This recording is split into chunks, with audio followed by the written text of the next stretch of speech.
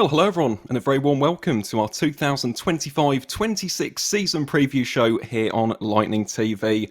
My name is Aaron Viles. I'm one of the matchday commentators on the Lightning live streams, and joining me today to talk you through everything you need to know ahead of the new campaign, it is, of course, the head coach of the Milton Keynes Lightning and an all-around icon of hockey in these parts. It is, of course, the man, the myth, the legend, Tim Wallace. Tim, first things first, mate, thank you ever so much for joining me here on the preview tonight. I've got to ask, how's your summer been so far?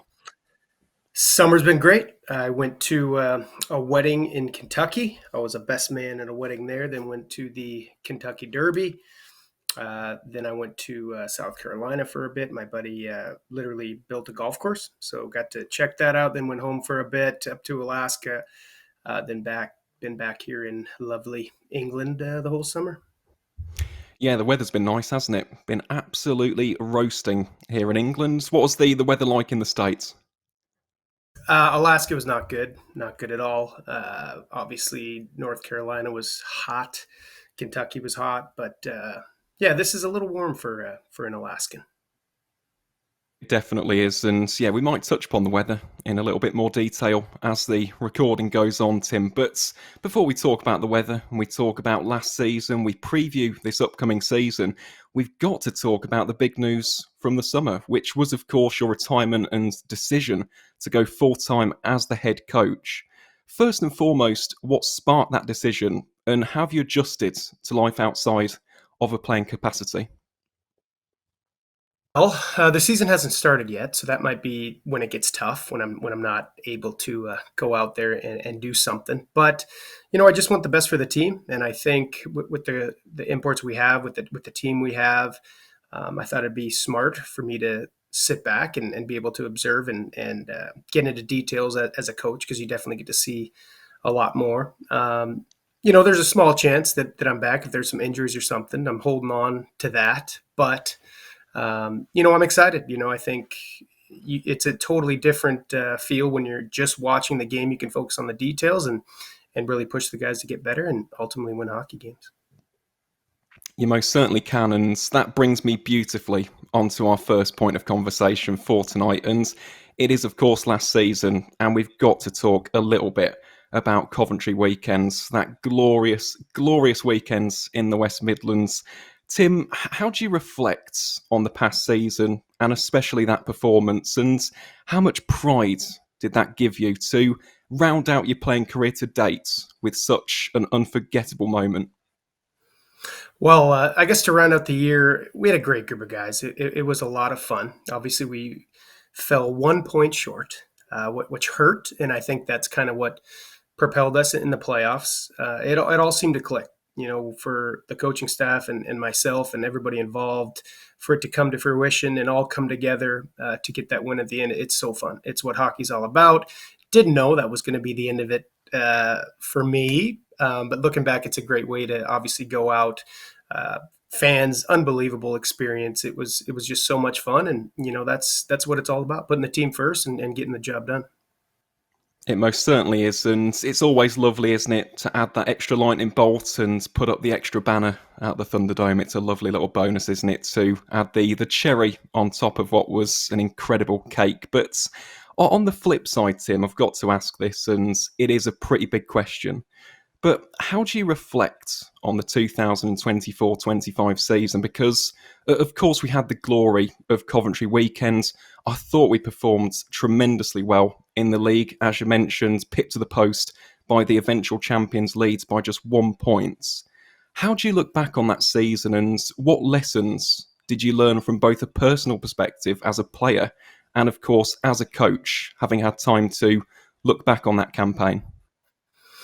Well, every year you try to digest everything. You try to have interviews with your coaches, interviews with the players, and try to get better. I think there was obviously some things systematically that we've learned along the way. I think there's certain things that I learned about the guys individually that get them to tick. Everybody plays their best by either getting yelled at or being babied, pretty much.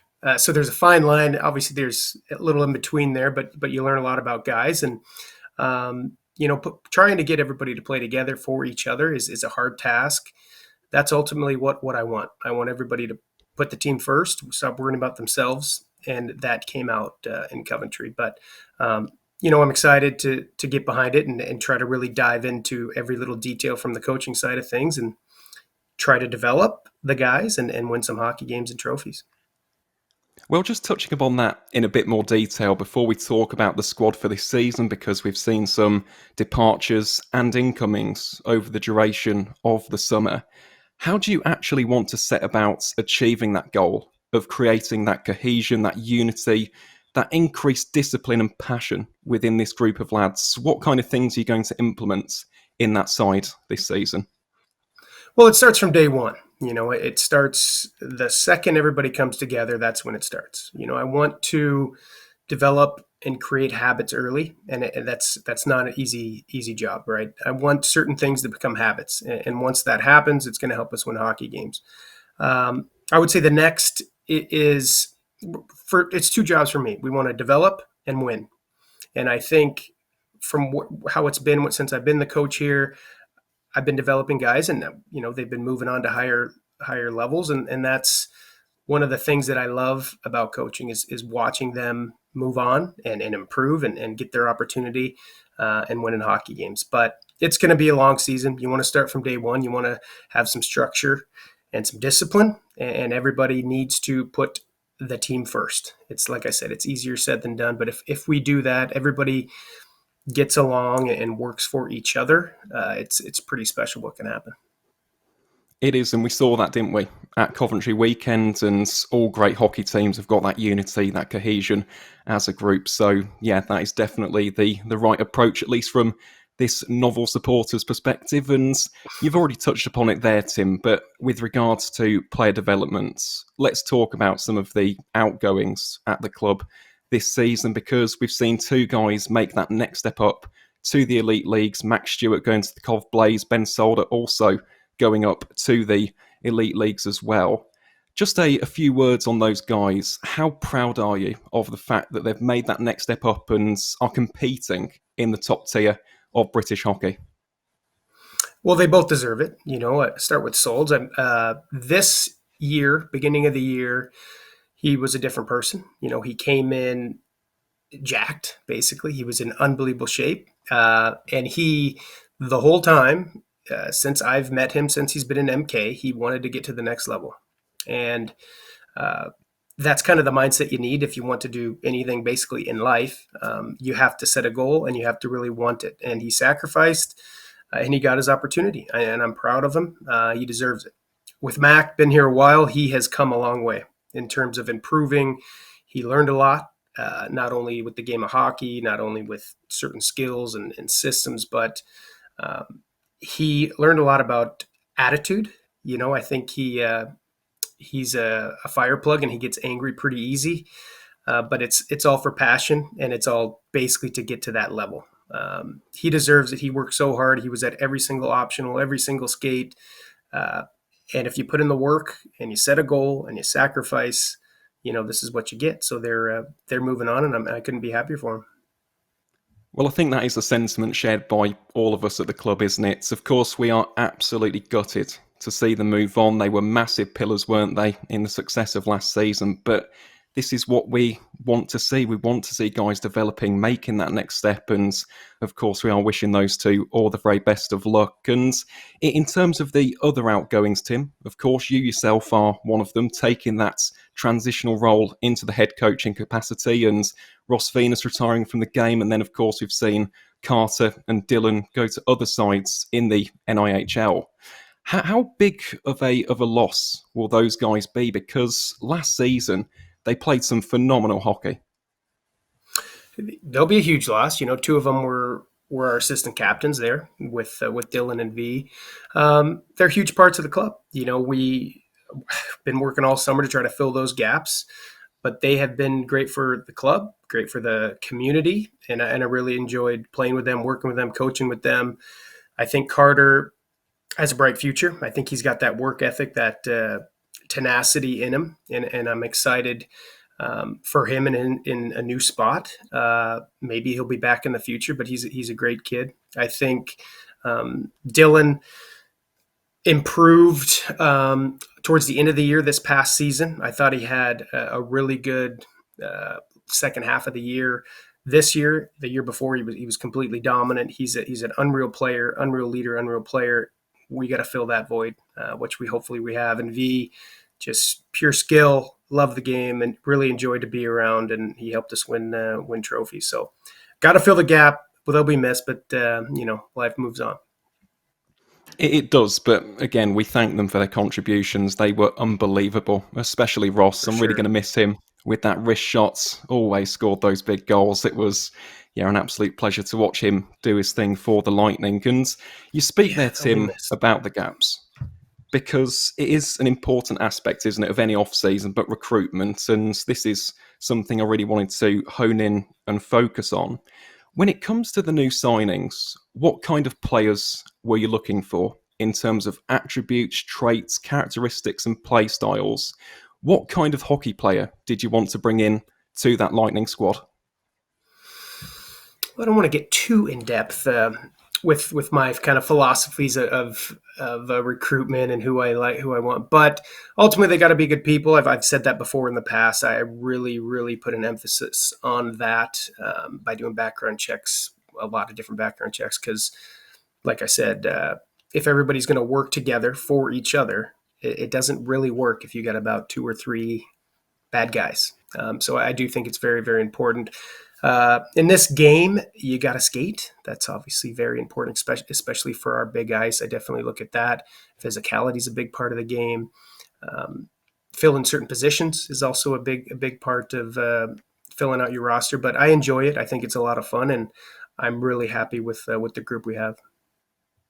As you should be, there are some very, very exciting players coming into the mix. And for those who haven't seen the likes of the Osborne twins, Josh Kelly, Josh Saunders, Ilya Karenchuk as well, Jana Jokinen, what can we expect to see as fans of the club from these players?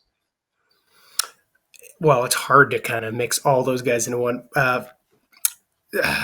Well, I would say from the back end, right? Those guys are physical. They're strong guys, and they can skate. I think Saunders is young. He's got potential, but he's got something. He's got a heavy shot. Kelly is again, he can skate and he's physical, which we need, and I love on the back end. He's a good kid as well, who's willing to do whatever he can to win. The two imports there that you mentioned both can fly. They're really good skaters. They have some strength, so they're gonna hopefully in the small rinks be able to protect the puck and maybe play physical here and there, but they can contribute offensively. But they all should be pretty exciting to watch, and we should play with pace and hopefully wear teams down and get some wins. Most definitely, and someone that we haven't touched upon, but I think we have to, is of course Dominic Gabriel, the Slovak sniper, as he was coined on the Lightning website. How excited are you to work with him, considering just how brilliant he was for the Berkshire Bees last season? Well, he's been there. Not he's been great for them. Not for just last season. He's been a really good player for them. Actually, when I first got back to MK, I remember my first game just playing, and we played against them, and I was like, "Who is this guy? He could be in the elite league." I literally remember that. I've kept my eye on him ever since. I really like his game. I think he's good on draws. I'm always battling him on draws on the road, and then had some good chats in the summer. Obviously, he can create. He's a leader. He's smart. He's coached. So we're really happy to have him. I think he should contribute in a lot of different ways for us this year. Yeah, that's something I definitely echo. Very, very excited to see him this season. But with those three new imports, and of course the existing imports of Jordan Spadafor and Patrick Forsberg, both of whom played a big role in both the league and the playoffs last season, how are you going to rotate those guys? Because, of course, we're only allowed the four overseas imports, and we've currently got five in the squad. How do you envision the rotation, and how do you expect to keep those guys happy within that mix? Ooh, keeping him happy. Well, That's a tough part. I'll be honest with them, right? I think that's all I would hope for. That's all. It's one of my beliefs is make sure you're honest and upfront. But it's pro hockey. It's just going to create a tighter competition every year.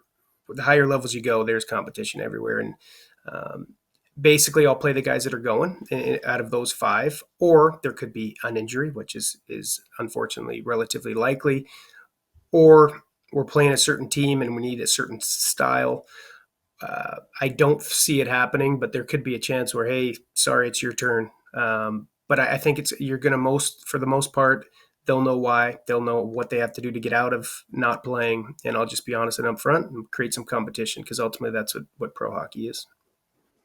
It is, and just touching upon that mindset and that coaching philosophy, is that something which has been nurtured by your playing days, of course, in the NHL, the AHL, the SHL? You played with some huge players and big personalities. Has that helped shape your thoughts and feelings on that process and being upfront and honest with those players? Definitely. But you said nurtured. I think for me, it was the opposite. It was coming to the rink, not knowing why you're on the fourth line, not knowing why you're off the power play. So at that point, I vowed to myself to never do that once I start coaching, because all I want to know is why I'm in the doghouse. Just tell me anything, and I'll do whatever I can to get out of it. So it was actually the opposite of nurtured for me. I think it's very important. I love when coaches are honest. Hey, this is what you have to do. If you don't do it, you'll be off the power play, or um, this is what I need you to do to get out of the doghouse. You let them know, they go to town and get it done. Absolutely. And did you have any almost influences or role models from that previous playing time in the NHL, AHL, DL as well? Did you have almost any coaches who almost were the inspiration for that mindset? For that mindset, well, there basically I had a lot of really good coaches. A lot of those coaches are in the NHL right now. John Hines, he's the head coach in Minnesota. I thought was my best coach I had, and then I had some bad coaches, and I took things from each coach that I liked, that I didn't like, and just kind of created my little synergy into what I liked and what I think would work. But I call those coaches and text them every once in a while and just pick their brains. But it's a valuable asset to have. But John Hines, he was just a really good, structured, honest, motivating, little hint of intimidating coach that I really enjoyed playing for. Well, again, Tim, that is lovely to hear. And speaking of coaching and the wider coaching staff, of course, it's not just yourself on the bench. In this upcoming season, we've got Joe and Lewis also getting involved. I suppose my next question would be, how important and integral of a role will those two guys play with regards to their experience and passion for the club? It'll be huge. They both have different styles and different attributes. I think it's really going to allow all of us to focus on a lot of different details of the game.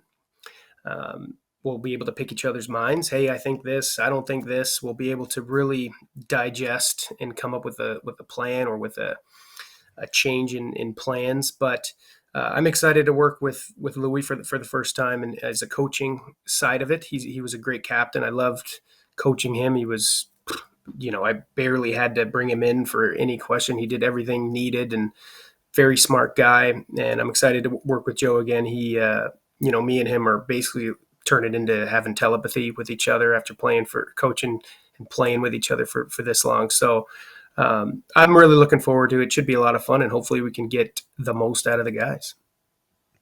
Most definitely. And Tim, you could not have set me up better for my next question. And it is, of course, aspirations, hopes, and goals for this upcoming campaign. We all know MK, big club, lot of history, lots of trophies. It is the $1 million question. But as the coach, what are your hopes and dreams and aspirations for this unit heading into this upcoming season? Well, there's 3 trophies on the line. We're going to hunt those. I think that would be definitely a goal that needs to be said early, because we want that. I think we're capable of that, and we're going to strive to get that. Like I mentioned earlier, We want to develop and we want to win. So I want guys to improve. There's a lot of guys in that room that want to get better, that want to get to the next level. So I really want to push them, develop them, teach them, and help them become better hockey players and better people. I think that's very important.